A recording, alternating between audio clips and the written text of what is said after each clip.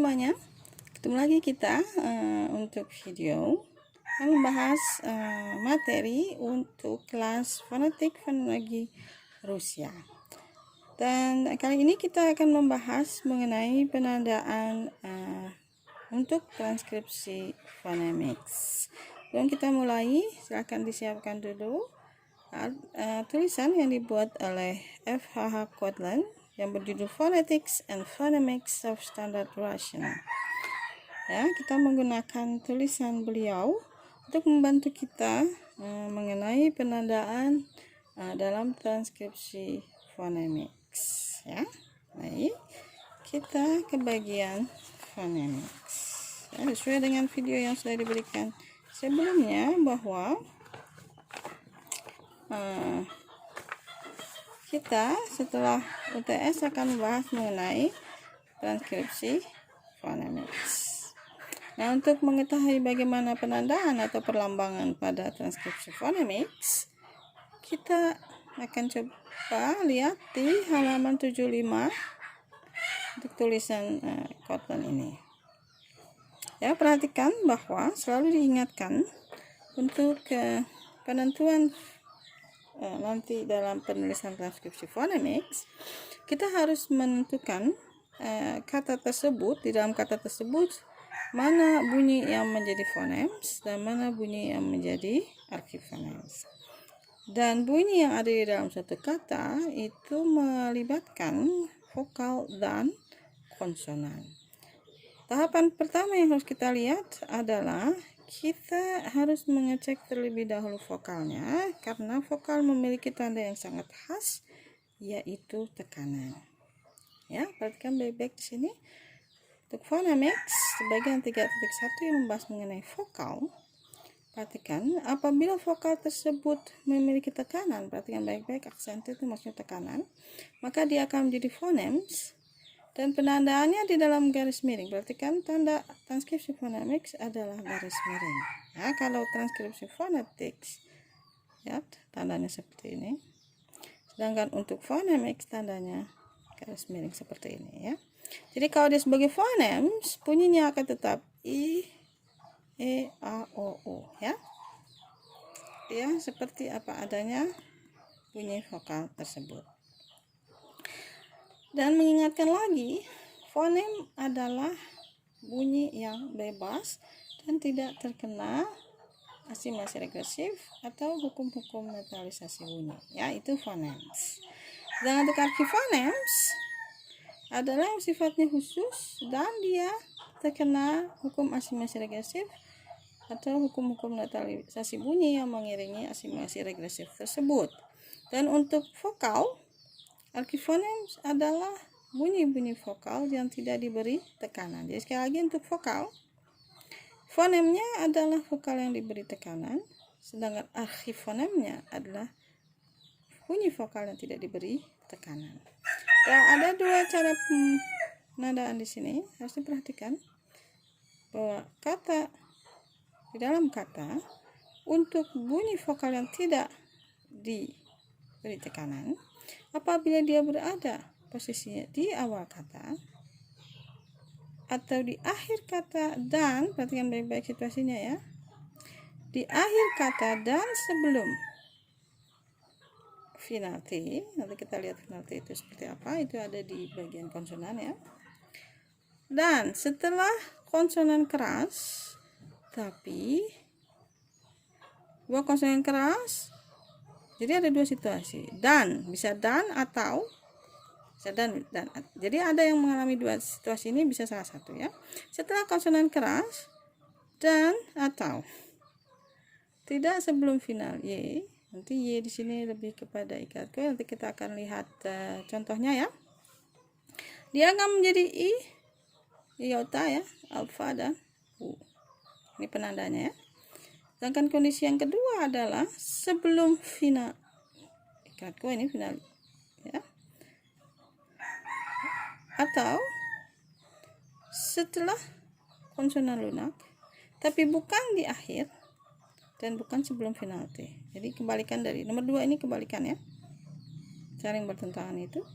Maka untuk dua situasi ini dia tandanya adalah I besar dan U besar. Jadi perhatikan bahwa di transkripsi phonemics penulisan huruf kecil dan huruf besar sangat berpengaruh karena dia menunjukkan hukum apa yang terlibat. Ya, makanya untuk transkripsi phonetics semua ditulis dalam huruf kecil. Sedangkan untuk phonemics ada yang ditulis dengan huruf kecil, ada yang ditulis dengan huruf kapital. Tetapi penulisan di dalam phonemics huruf kecil dan huruf kapital ini menunjukkan ada sesuatu informasi yang ingin disampaikan. Ya, nah sekarang kita lihat dulu contohnya ya. Untuk yang tadi ya. Perhatikan di sini ya. Kalian diberi tekanan tetap ya. Kita lihat dulu fonemnya. Kita ambil dulu contoh di sini ya. Tidak apa-apa ya. Untuk yang sifat di sini ada fonem semuanya ini yang diberi tekanan adalah O ya, sehingga O-nya tetap ditulis O. Jelas ini ya. Ya, baik. Tapi lihat kalau dia di akhir kata dan sebelum final T atau setelah konsonan keras, dia tulisnya iota, alfa, U. Ya, kita lihat contohnya.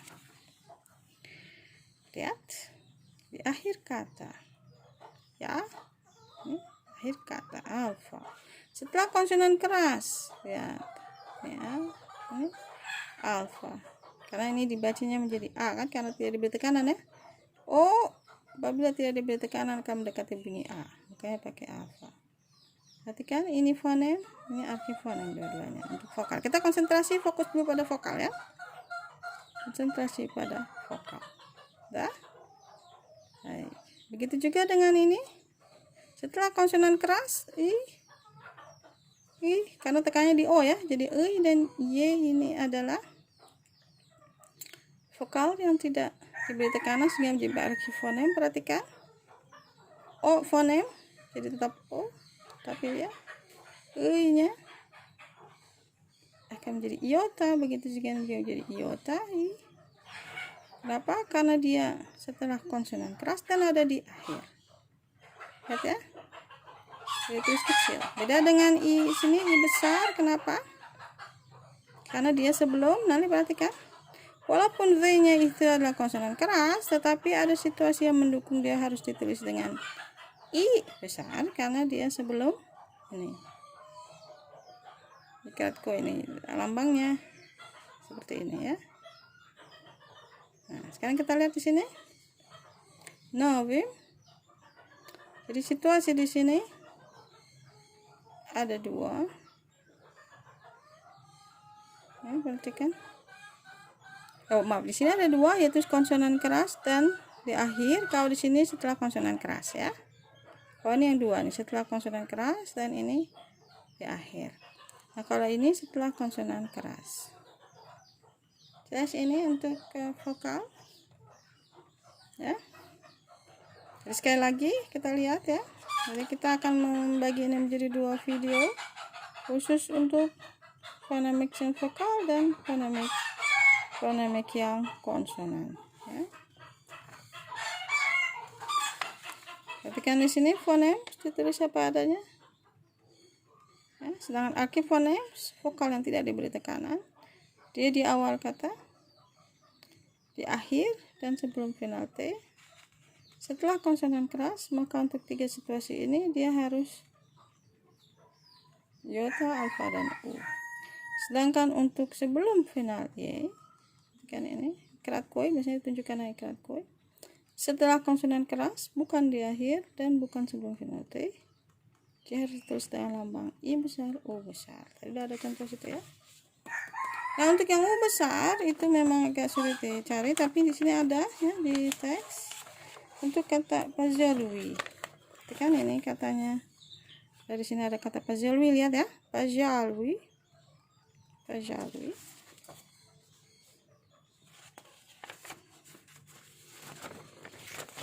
Ini penulisannya pajalui, tekanannya ada di A. Jadi saya tulis, misalnya saya tulis di sini katanya tadi ya, Lui, lihat ikratku di sini, tekannya di A. Makanya setelah konsonan keras, P adalah konsonan keras, makanya alfa. A adalah fonem, karena diberi tekanan. L-nya adalah perhatikan. Ada konsonan keras memang, tapi perhatikan di sini adalah diakhiri oleh Y, sehingga U-nya kena pengaruh sebelum U ini menjadi U besar. Jelas ya? Jadi kalau misalnya di sini U, nah di sini ya. U ini U besar, dan I besar tadi ada contohnya. Ya.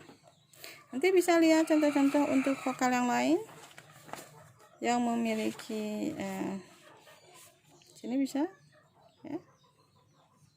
Lihat vokalnya, lihat situasinya di sini, ini di akhir, maka harus seperti ini juga di akhir, ini juga di akhir.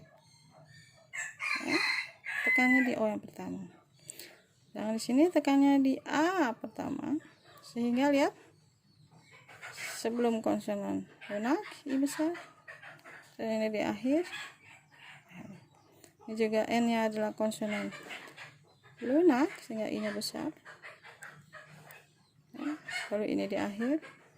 Ini dua kali situasi terkena, yaitu setelah konsonan lunak dan sebelum C ini ya. Jadi I besar. Ya. Baik. Dan kalau yang I yang di sini dia bukan di akhir. Ya. Sehingga dia menjadi I besar. Jadi ada I besar di sini. Ada kira-kira ya? Sedangkan untuk sekali lagi untuk fonem semuanya ditulis sama. Jadi ini khusus untuk yang vokal. Nanti untuk yang konsonan akan diberikan di video selanjutnya.